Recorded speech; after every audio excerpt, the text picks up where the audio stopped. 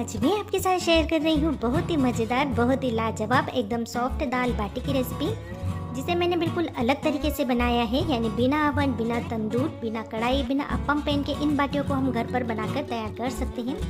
साथ ही जो हमने दाल बनाई है ना, इसका तरीका भी बिल्कुल अलग है, बहुत ही स्वादिष्ट और फटाफट से बनने वाली रेसिपी है। तो चलिए फ्रेंड्स, इस मज़ेदार सी रेसिपी को बनाना शुरू करते हैं। लेकिन छोटी सी रिक्वेस्ट है, अगर आज की वीडियो आपको पसंद आ रही है तो प्लीज़ वीडियो को लाइक एंड शेयर करना बिल्कुल ना भूलें। तो चलिए फ्रेंड्स, बनाना शुरू करते हैं राजस्थानी रेसिपी दाल बाटी। तो चलिए सबसे पहले इसके लिए डो लगाकर तैयार कर लेते हैं। तो इसके लिए एक बड़ा बर्तन लेंगे और बर्तन में मैं डाल रही हूँ 4 कप गेहूँ का आटा। तो ये नॉर्मल गेहूँ का आटा है, जिसकी हम सभी घर पर चपाती बनाते हैं। अब हम इसमें डाल देंगे आधा कप सूजी। सूजी डालने से हमारी जो बाटियाँ हैं ना, अंदर से बहुत ही खस्ता बनेगी। इसी के साथ 1 चम्मच डाल देते हैं नमक। थोड़ा सा डालेंगे हल्दी पाउडर, इससे जो कलर है बहुत ही बढ़िया से आता है। और अब हम इसमें डाल देते हैं देसी घी। तो घी मैं यहाँ पर 2 चम्मच डाल रही हूँ, वैसे आप घी की जगह तेल का भी यूज़ कर सकते हो। चलिए अब हम इसमें डाल देते हैं 1/4 टीस्पून बेकिंग सोडा, जिसे मीठा सोडा भी कहा जाता है। तो इसे डालने से जो बाटियाँ हैं ना, बहुत ही बढ़िया से फूली भी बनेगी। तो चलिए अब इन सभी चीज़ों को एक बार बढ़िया से मिक्स कर लेते हैं और अब हम इसका डो लगाकर तैयार करेंगे। तो डो हमें यहाँ पर बहुत ज़्यादा सॉफ्ट नहीं चाहिए, थोड़ा सा डो को हम हार्ड ही बनाएंगे। जिस तरह से हम पूड़ी के लिए डो बनाते हैं ना, बस उसी तरह से हमें यहाँ पर इसका डो लगाकर तैयार करना है। तो फ्रेंड्स, अगर आपके पास ओवन नहीं है और बाटियाँ खाने का मन है तो बिल्कुल भी टेंशन नहीं ले, इस तरह से आप बहुत ही बढ़िया एकदम खिली खिली बाटियाँ बनाकर तैयार कर सकते हो। तो यहाँ पर देखिए, इस तरह से हमने थोड़ा सख्त डो बनाकर तैयार कर लिया है। इसे कवर कर देते हैं और कवर कर इसे साइड में रख देंगे। तो चलिए जब तक हम यहाँ पर दाल बनाकर तैयार कर लेते हैं। तो इसके लिए मैंने ली है आधा कप हरी मूंग की दाल, जो छिलके वाली मूंग की दाल होती है ना, उसी का मैं यहाँ पर यूज़ कर रही हूँ। अब हम इसमें डालेंगे 1/4 कप चना दाल। इसी के साथ 1/4 कप में यहाँ पर डाल रही हूँ अरहर की दाल, यानी तुअर की दाल। तो इन तीनों दाल को मिक्स कर हम यहाँ पर दाल बनाएंगे, तो बहुत ही स्वादिष्ट हमारी यहाँ पर दाल बनने वाली है। चलिए 2 से 3 बार दाल को बढ़िया से वॉश कर लेते हैं। तो अच्छे से मसलते हुए धोएंगे, ताकि इसमें जितना भी गंदा पानी हो वो निकल जाए। और अब हम इसमें डाल देते हैं पानी। तो बस पानी इतना ही डालेंगे कि हमारी दाल बढ़िया से यहाँ पर पक जाए। वैसे 1 कप दाल के लिए 3 कप पानी का यूज़ होता है, तो मैंने तो यहाँ पर अंदाजे का ही यूज़ किया है।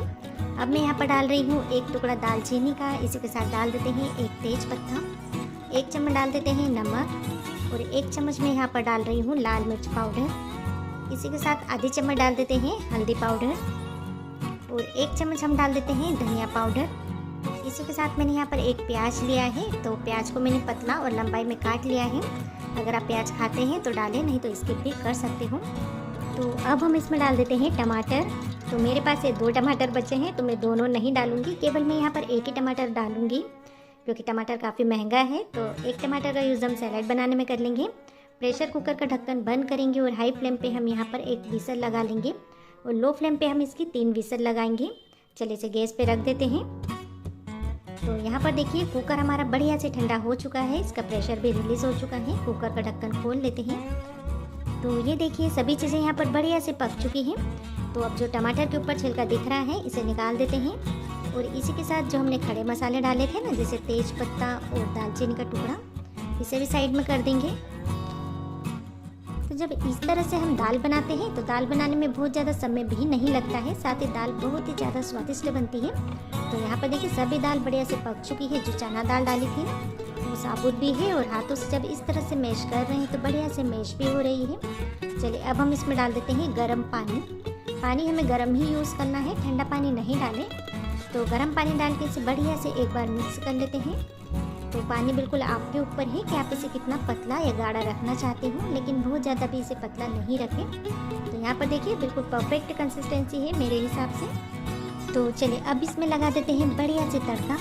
तड़का पैन में मैंने तेल को बढ़िया से गर्म कर लिया है। आधी चम्मच राई डालेंगे, आधी चम्मच डाल देते हैं जीरा, 2 हरी मिर्च ली है कटी हुई, ये भी इसमें डाल देते हैं। और 1 चम्मच डाल देते हैं क्रश के भी लहसुन। अगर लहसुन खाते हैं तो ज़रूर से डालें, नहीं तो हटा भी सकते हो।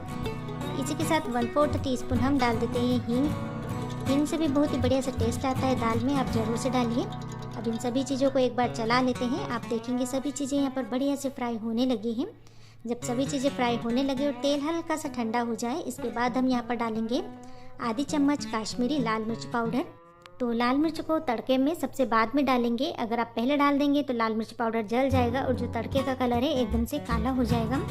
अब इन सभी चीज़ों को बढ़िया से मिक्स कर देते हैं। तो फ्रेंड्स, अगर आप चाहें तो यहाँ पर साबुत लाल मिर्च का भी यूज़ कर सकते हो, यानी जो सूखी हुई लाल मिर्च होती है ना, वो भी आप तड़के में डाल सकते हो। तो चलिए अब इस कुकर को उठा कर रख देते हैं गैस पर। गैस का फ्लेम हाई रखेंगे और दाल को कुछ देर के लिए इसी तरह से छोड़ देते हैं ताकि दाल में बढ़िया से बॉईल आ जाए। ऐसा इसलिए कर रहे हैं क्योंकि हमने पानी में बाद में डाला है और सारे मसाले जो हमने डाले हैं इसका फ्लेवर दाल में बढ़िया से आ जाए। तो यहाँ पर देखिए दाल बढ़िया से बॉईल हो चुकी है। इसकी जो कंसिस्टेंसी ये भी बिल्कुल परफेक्ट है। अब गैस का फ्लेम ऑफ कर देते हैं और इसके अंदर डाल देते हैं बारीक कट की हुई धनिया पत्ती। इसी के साथ आधा नींबू का रस भी मैं यहाँ पर निचोड़ रही हूँ। बहुत ही बढ़िया सा टेस्ट आएगा। तो लग रही है ना बहुत ही स्वादिष्ट। एकदम फटाफट से हमारी स्वादिष्ट दाल बनकर बिल्कुल तैयार है। चलिए डो को चेक कर लेते हैं। एक बार फिर से इसे मसल लेते हैं ताकि जो डो है बढ़िया से चिकना हो जाए। और अब हम यहाँ पर इसे बाटी बनाकर तैयार करेंगे। तो इसमें से हम यहाँ पर मीडियम साइज़ का डो निकाल लेते हैं। बहुत ज़्यादा बड़ा भी नहीं और बहुत ज़्यादा छोटा भी नहीं। अब इसके ऊपर मैं यहाँ पर थोड़ा सा तेल लगा रही हूँ और तेल लगाकर हम इसे इस तरह से हाथों से शेप देंगे बाटी का। तो जो तरीका आज मैं आपके साथ शेयर कर रही हूँ बाटी बनाने का, उस तरीके से आपने शायद ही पहले कभी बाटी को बनाया होगा, क्योंकि ज़रूरी नहीं है कि सभी के घरों में ओवन हो। अगर आपके पास ओवन नहीं है तो बहुत ही आसान तरीका आज मैं आपके साथ शेयर कर रही हूँ। इससे जो आपकी बाटी है ना, ओवन से भी ज़्यादा टेस्टी बनने वाली है।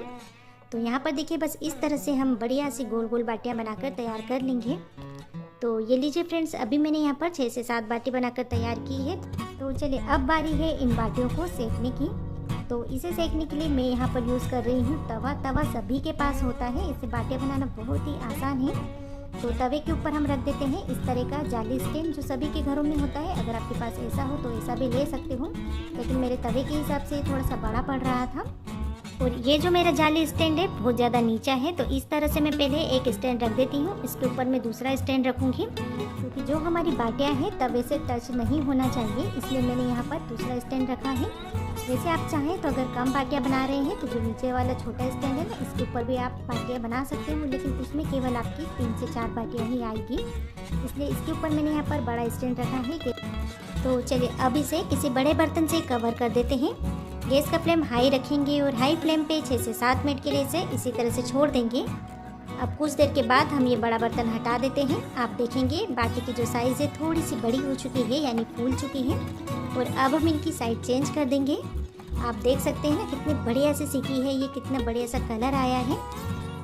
तो बस इनकी साइड चेंज कर देंगे और गैस का फ्लेम हाई रखेंगे और हाई फ्लेम पर हम इसे फिर से कवर कर देंगे 5 मिनट के लिए, ताकि दूसरी तरफ से भी ये बढ़िया से सीख जाए और अच्छे से अंदर तक गर्म हो जाए। तो फ्रेंड्स, बर्तन को आप बहुत ही सावधानी से हटाएं, क्योंकि जो बर्तन होता है ना काफ़ी गर्म हो जाता है इस समय, तो आप कोई मोटे कपड़े का यूज़ कीजिए।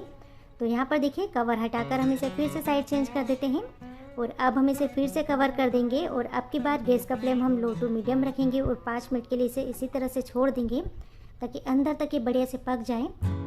तो ये देखिए कितनी बढ़िया बाटियाँ हमारे यहाँ पर बनकर तैयार हुई हैं। और जो इसके अंदर क्रैक्स आए हैं ना, यही इंडिकेशन है कि हमारी बाटियाँ अंदर तक बढ़िया से सीख चुकी है। एकदम फुली फुली गोल गोल बाटियाँ बनकर बिल्कुल तैयार हैं। तो चलिए इन्हें बाहर निकाल लेते हैं और बीच में थोड़ा सा होल करेंगे और होल करने के बाद इसे गर्मा गर्म घी में डीप करेंगे। तो है ना फ्रेंड्स, बहुत ही आसान सी रेसिपी। तो अगर आपकी छोटी फैमिली है और केवल 2-3 जने इतनी ही बाटी आपको बनानी हो, तो इतना बड़ा ओवन गैस पे रखने की बिल्कुल भी ज़रूरत नहीं है, फटाफट से तवे पे बना लीजिए। तो आज की दाल बाटी की रेसिपी आपको कैसी लगी कमेंट बॉक्स में ज़रूर से बताइए। और अगर रेसिपी पसंद आ रही तो प्लीज़ वीडियो को लाइक एंड शेयर करना बिल्कुल ना भूलें। मिलते हैं एक नई रेसिपी के साथ।